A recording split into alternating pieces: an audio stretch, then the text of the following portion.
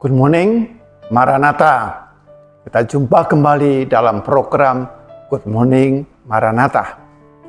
Kita akan melakukan satu refleksi sebelum kita melakukan tugas dan pekerjaan kita. Mari kita bersama berdoa.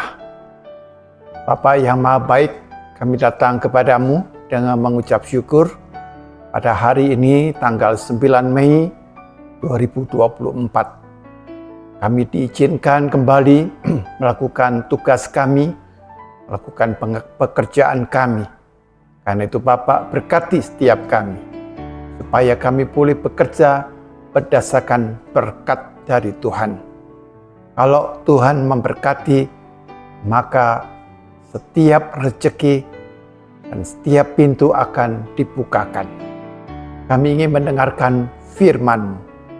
Urapilah firman yang akan kami terima bersama. Kami berdoa dalam kuasa-Mu, dalam nama Tuhan Yesus Kristus. Amin. Saudara-saudara, pada hari ini Kamis 9 Mei 2024. Dan pada hari ini, menurut kalender gereja, kita mengadakan perayaan, yaitu kenaikan Tuhan Yesus Kristus ke surga. Nah, mari kita merenungkan satu bagian dari firman Tuhan, yaitu dari Lukas 24 ayat 44 sampai dengan ayat 53. Dan kita secara spesifik memperhatikan satu ayat, yaitu Lukas 24 ayat 50. Demikian firman Tuhan. Lalu Yesus membawa mereka keluar kota sampai dekat Betania. Di situ ia mengangkat tangannya dan memberkati mereka. Demikian firman Tuhan.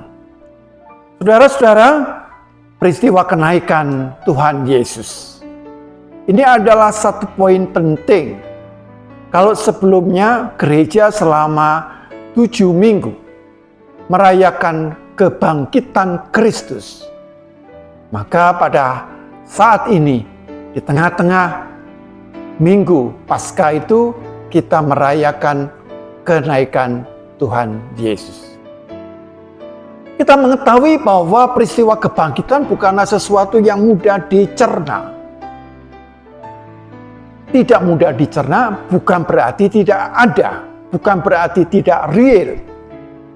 Tidak dapat dicerna artinya peristiwa kebangkitan itu melampaui seluruh pengertian dan pengetahuan kita.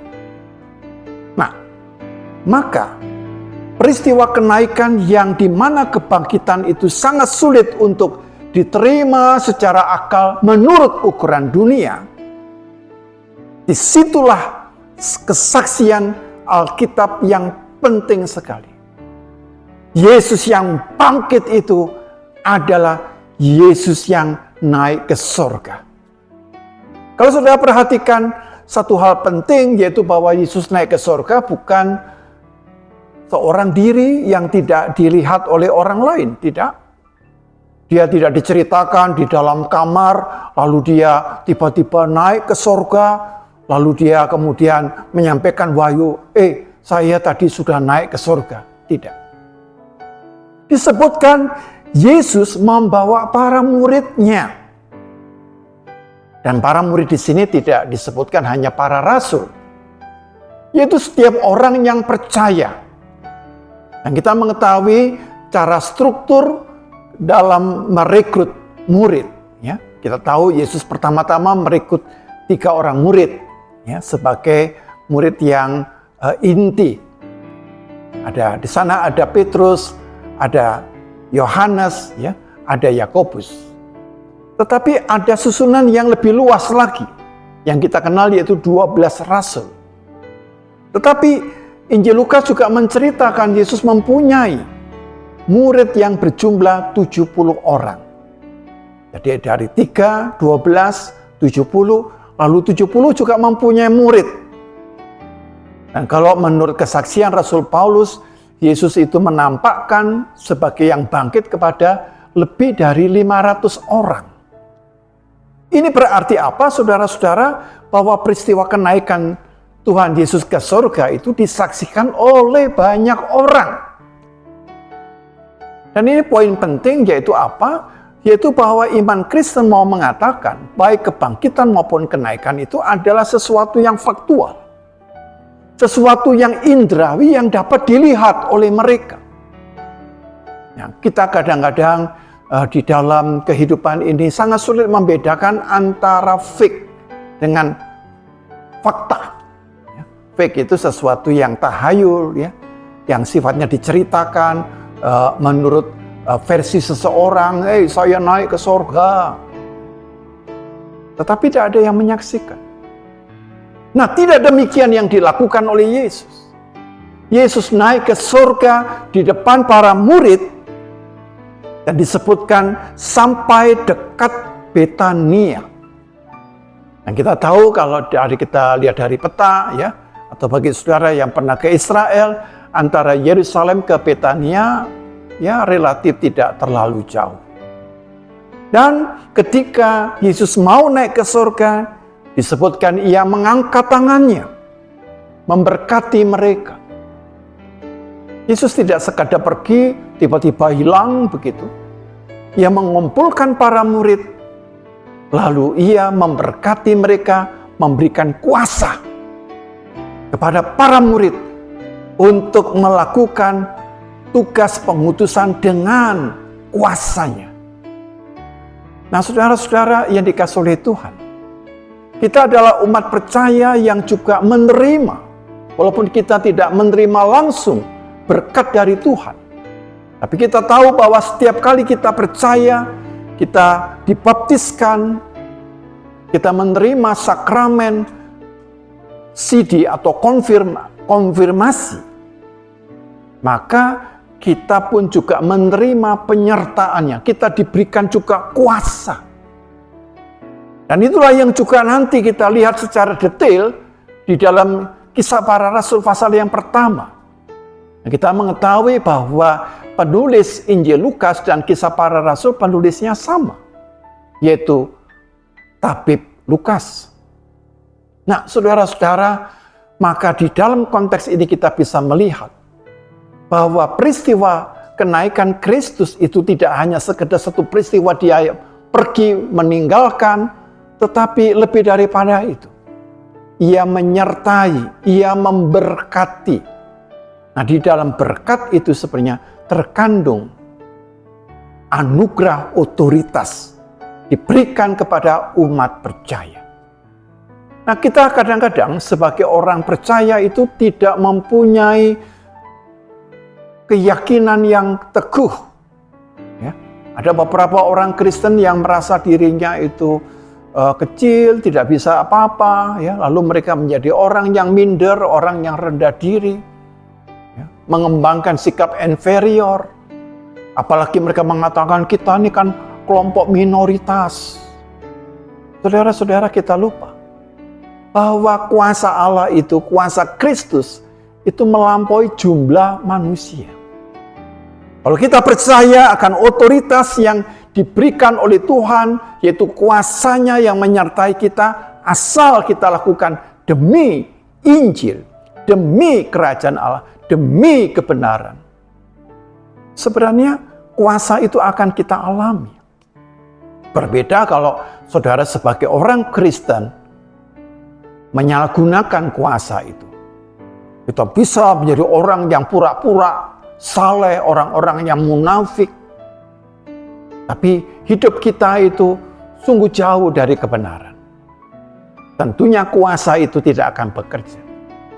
Tapi ketika kita meyakini, kita percaya bahwa di dalam Kristus kita diberikan kuasa untuk melakukan karyanya, maka setiap kita yang diutus, setiap kita pula yang diberikan kuasa. Di dalam pengutusan ada kuasa. Nah, saudara-saudara, jika demikian, apa yang harus saudara respon? Kita harus respon terhadap peristiwa kenaikan Kristus. Kenaikan Kristus mau mengatakan bahwa dia kembali kepada haknya sebagai Sang Firman Allah. Kristus adalah Sang Firman Allah, dia dari atas kembali ke atas. Nah, ini poin penting. Jika demikian, yang kita beritakan adalah Kristus sebagai Tuhan. Sangat salah kalau kita demi toleransi, ya saudara-saudara, kita katakan, tidak apa-apa dah, saya sebut Yesus sebagai Nabi saja supaya saya tidak dimusuhi banyak orang. Itu hal yang tidak benar. Kita harus berani menyatakan dengan lembut, dengan penuh kasih, Yesus adalah Tuhan dan Juru Selamat. Dan di dalam namanya mengandung pengampunan dosa. Jikalau demikian, mari kita menjadi saksi dari Kristus. Saksi kebangkitannya dan juga saksi atas kenaikannya ke surga. Dengan demikian hidup kita yang singkat, yang fana ini menjadi hidup yang bermakna karena kita menjadi saksi Kristus yang mempermuliakan Allah. Dengan karya penebusannya, dengan karya pengampunan dosa, sehingga kita menjadi orang yang juga kaya dalam kasih, kaya dalam pengampunan. Mari kita lakukan tugas kita dengan penuh percaya. Amin. Nah, saudara-saudara, mari kita bersama berdoa. Bapa Surgawi, kami telah mendengar firman-Mu. Mampukanlah kami untuk menjadi pelaku-pelaku firman, khususnya kami menjadi saksi-saksi Kristus. Berikanlah kami keberanian, tapi juga kebijaksanaan. Berikanlah kepada kami pengetahuan, sehingga kata-kata kami bukanlah kata-kata yang hambar dan kosong. Dalam kesempatan ini kami doakan, agar Engkau memberkati UK Maranatha, yang merupakan perguruan tinggi Kristen. Karena itu, biarkanlah kami doakan setiap sivitas akademika, setiap pimpinan, setiap pejabat struktural, setiap dosen, setiap karyawan, setiap mahasiswa mengutamakan kemuliaan Kristus. Mereka berpusat kepada Kristus sebagai Tuhan dan Juru Selamat. Berkati Bapa dalam pergumulannya UK Maranatha, supaya kami tidak memiliki kasih yang munafik.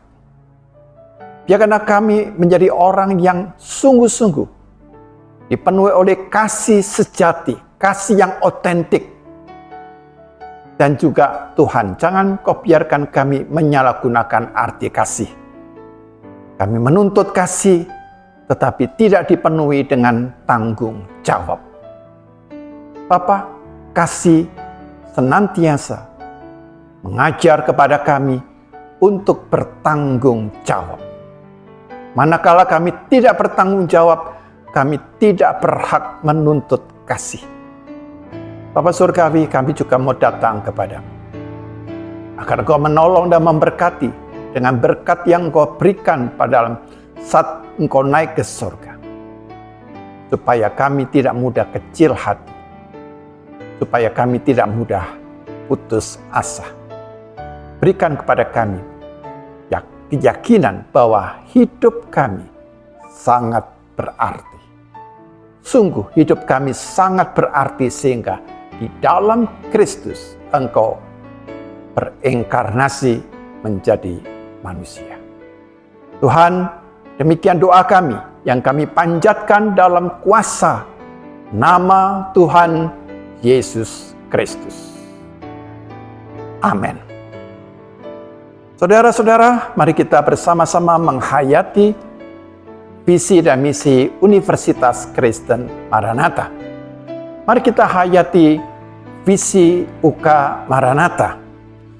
Visi Universitas Kristen Maranatha menjadi perguruan tinggi yang mandiri dan berdaya cipta, serta mampu mengisi dan mengembangkan ilmu pengetahuan, teknologi, dan seni abad 21 berdasarkan kasih dan keteladanan Yesus Kristus.